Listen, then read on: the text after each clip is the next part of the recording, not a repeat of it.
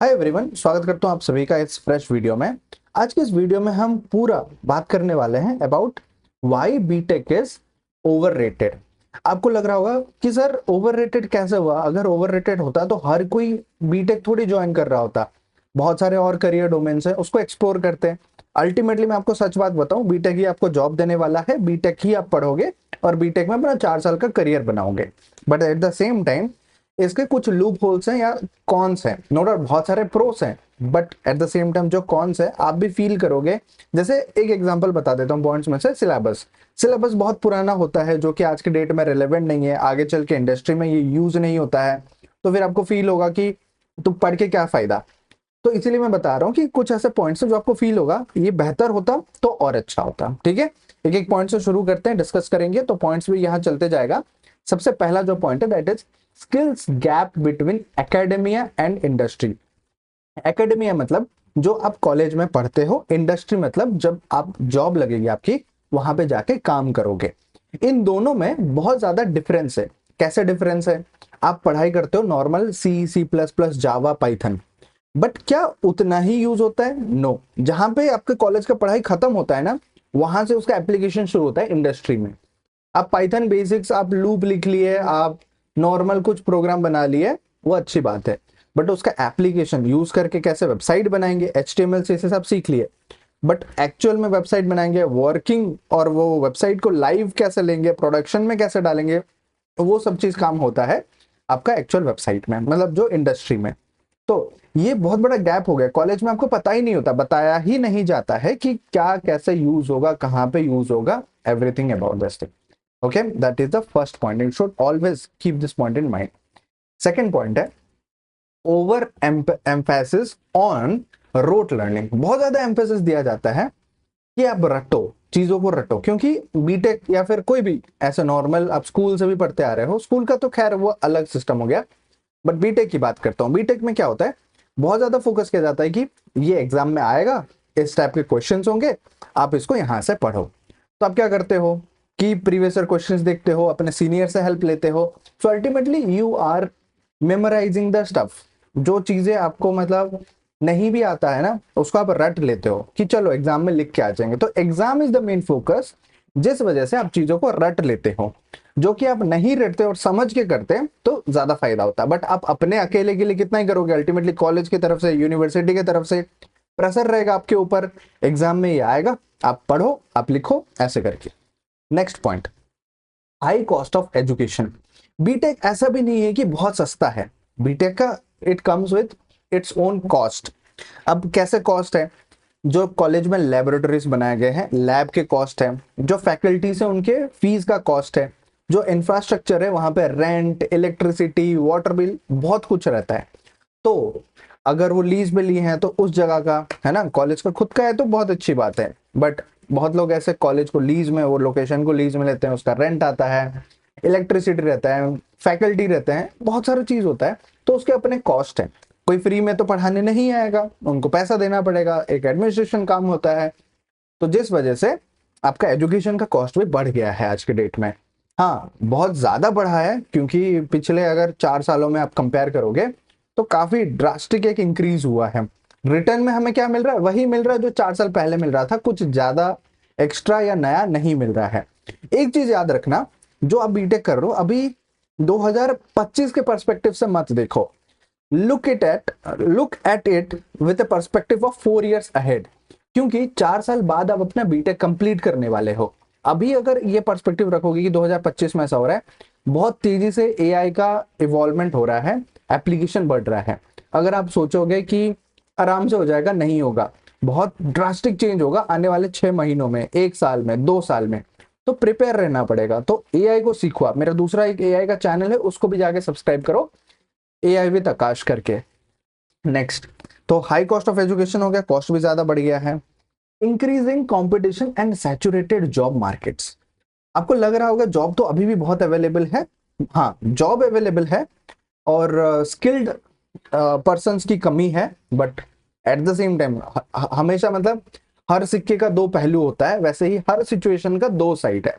Job market में कोई बोल रहा है जॉब सैचुरेट हो गया, और कोई बोल रहा है कि अभी भी बहुत सारे जॉब्स हैं। देखो जो high paying high profile jobs हैं वहां पे स्किल्ड इंसानों की कमी है, स्किल्ड स्टूडेंट्स या स्किल्ड प्रोफेशनल्स की कमी है, जिनके पास सच में उतना ज्यादा स्किल हो और वो उतना ज्यादा पैसा कमा पाएंगे। वहां पे जॉब अवेलेबिलिटी है बट लोगों की कमी है।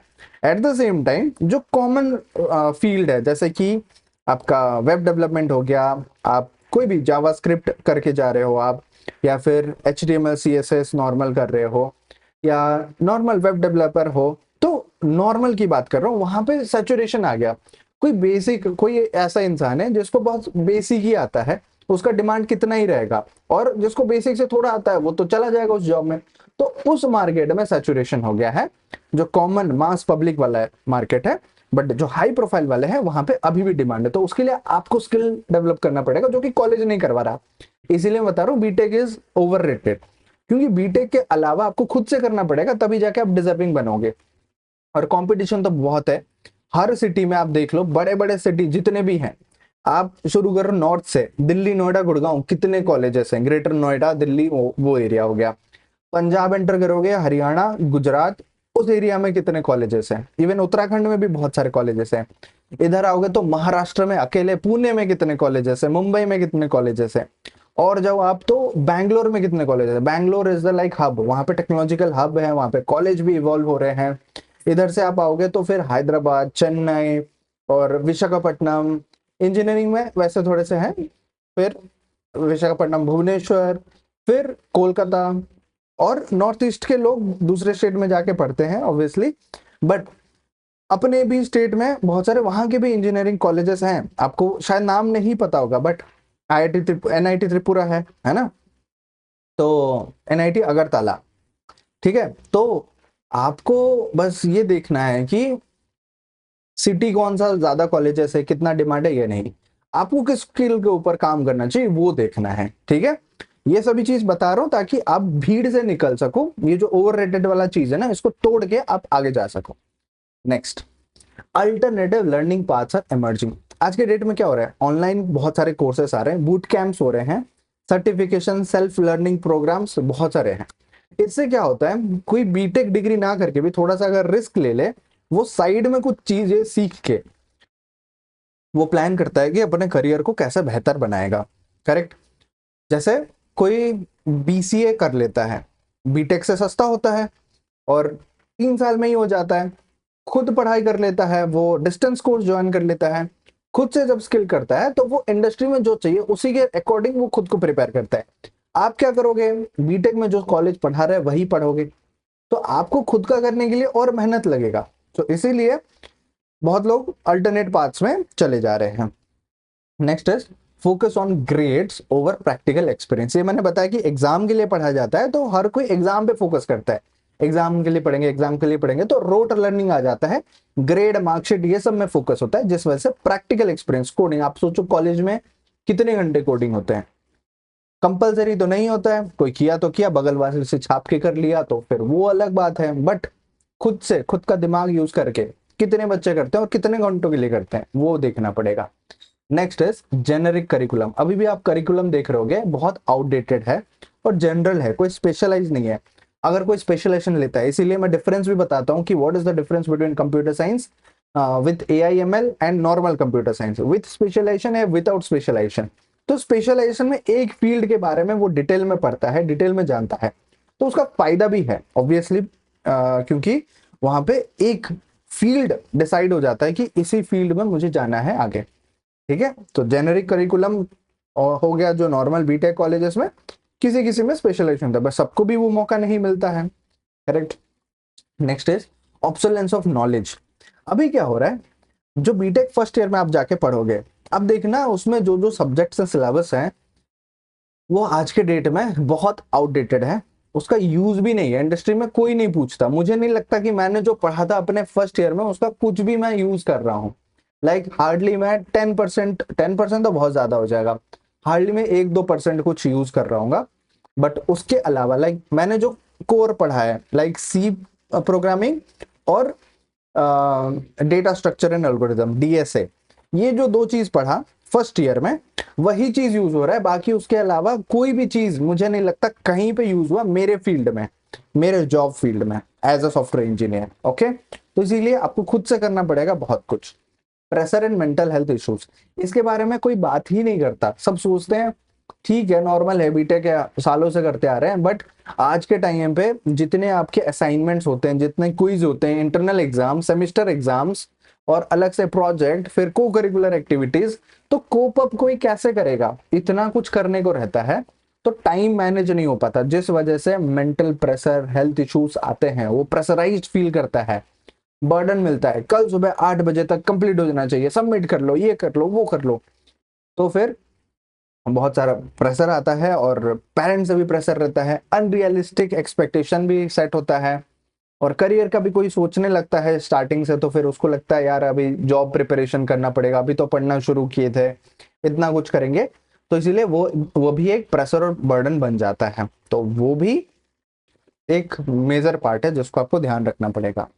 Last point but not the least point, entrepreneurship and skill based economy. आज के डेट में आपको पता है किसी का अगर कोई यूनिक आइडिया है, एआई को यूज करके वो आराम से अपना बिजनेस खड़ा कर सकता है। वो आइडिया टू इम्प्लीमेंटेशन तुरंत ले सकता है। बस थोड़ा बहुत उसको कोडिंग आना चाहिए, थोड़ा बहुत आइडिया को प्रॉम्प्ट में कन्वर्ट करना आना चाहिए, प्रॉम्प्ट इंजीनियरिंग बोलते हैं, web development, app development, marketing, sales, सब कुछ हो जाएगा। But you need to have like some skills. So skill based economy, कोई यूट्यूबर बन जाता है, कोई एंटरप्रेन्योर बनता है, कोई सोशल मीडिया इन्फ्लुएंसर बनता है, तो ऐसे बहुत सारे हैं, कंटेंट क्रिएटर है, कोई स्पोर्ट्स के फील्ड में चला जाता है। स्किल बेस्ड, ये है स्किल बेस्ड। कोई आर्टिस्ट है, पेंटर है, कोई व्लॉगर है, तो मल्टीपल फील्ड्स ओपन हो गए हैं जहां पे करियर बना सकते हैं। तो ये भी जिस वजह से ओवररेटेड है बीटेक। मतलब ऐसा मैंडेटरी नहीं है कि बीटेक ही करेगा तो हो पाएगा, बट एक जरिया है वो एक्सप्लोर करने का, उसको थोड़ा सा टाइम मिल जाता है। So these are the point जो मुझे लगा मैं आप सभी के साथ शेयर करूं। आप कौन से पॉइंट के लिए बहुत ज्यादा एग्री करते हो, आप मुझे कमेंट में जरूर बताना, ठीक है? फिर मिलते हैं हम नेक्स्ट वीडियो में। चैनल को सब्सक्राइब कर लो, वीडियो को लाइक कर लो, and see you in the next video. Thank you.